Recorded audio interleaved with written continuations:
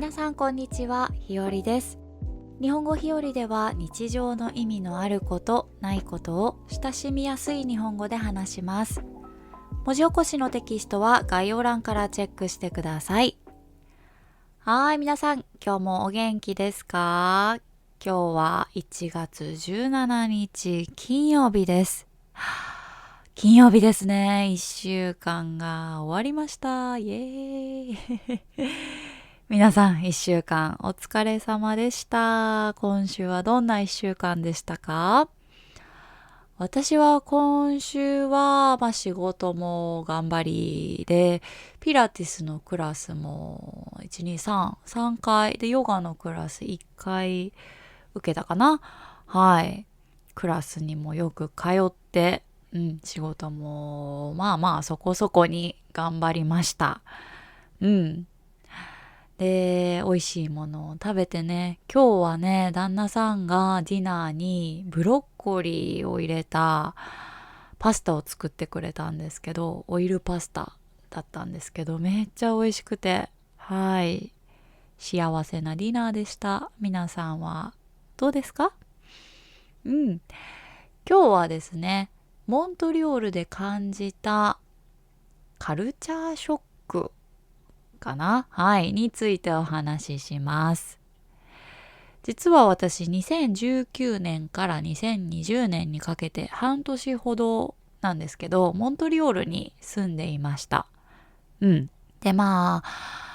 残念なことにコロナがその途中から始まったので、半年間フルで楽しめたかっていうとそんなこともないんですが、半年間住んでまして、で、そこで感じたことをお話ししたいと思います。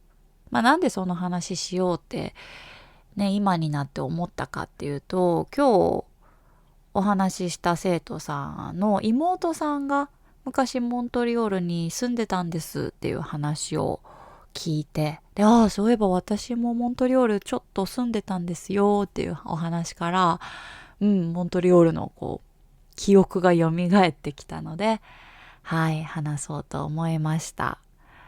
モントリオールはですね、まず第一印象は、カナダの他の地域に比べたら、ヨーロッパの雰囲気がかなり強くある場所で、おしゃれだなーって思いました。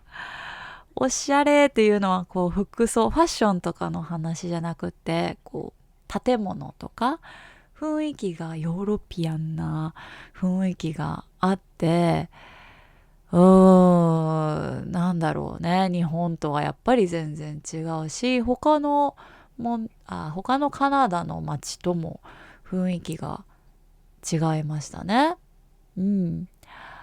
あとは人と話して思ったことは、フランス語と英語が話されてるっていう、この複数言語が使われているっていうところが、カルチャーショックと呼ぶのかな。びっくりしたことですね。びっくりって言っても、事前に分かってるわけですよ。ケベック州、ケベックシティとかモントリオールではフランス語、英語が使われてますっていうのは事前に知っていたことではあるんですけど、実際にモントリオールの人と話すと、本当に2言語使いこなせるんだっていうところをね、実感しました。わかりやすいのはレストランとか行った時に店員さんがボンシューってどっちも挨拶してくれるんですね。で、お客さんがとかハローって英語で返事をすると英語で会話が始まるし、で、フランス語で返事をするとフランス語で会話が始まるっていう、どちらも対応ができちゃうっていうのが、すごいなっていう。というのも、日本はね、皆さんご存知の通り、日本語しか話されない国ですね。英語はあるにしても、日常的には全く使わないわけですよ。だから生まれながらにしてって言ったら語弊があるかもしれないけど、モントリオールで生まれた方ね、育った方は英語も堪能だし、フランス語も堪能だしっていうバイリンガルっていうのがね、すごいな、かっこいいなって思いました。うん。みんな本当にいい人ばっかりで、うん。冬はね、すっごく寒いんですけど、夏になると、もうほんと最高の天気なんですよ。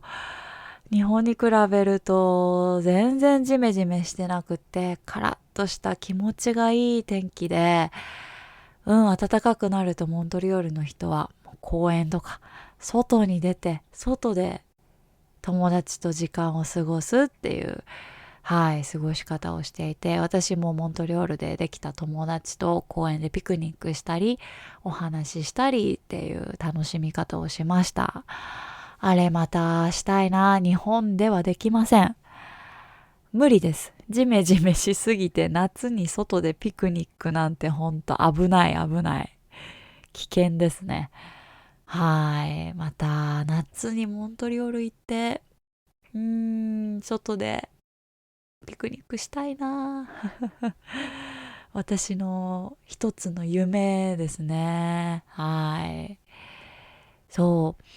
皆さんの住んでいるところではどうですか？多言語を使うのが当たり前の地域でしょうか？それか、自分の母国語だけを使うのが普通の地域でしょうか？ぜひぜひコメントで教えてください。はい。では今日も聞いてくれてありがとうございました。皆さんにとって日本語日和になりますように。またねー。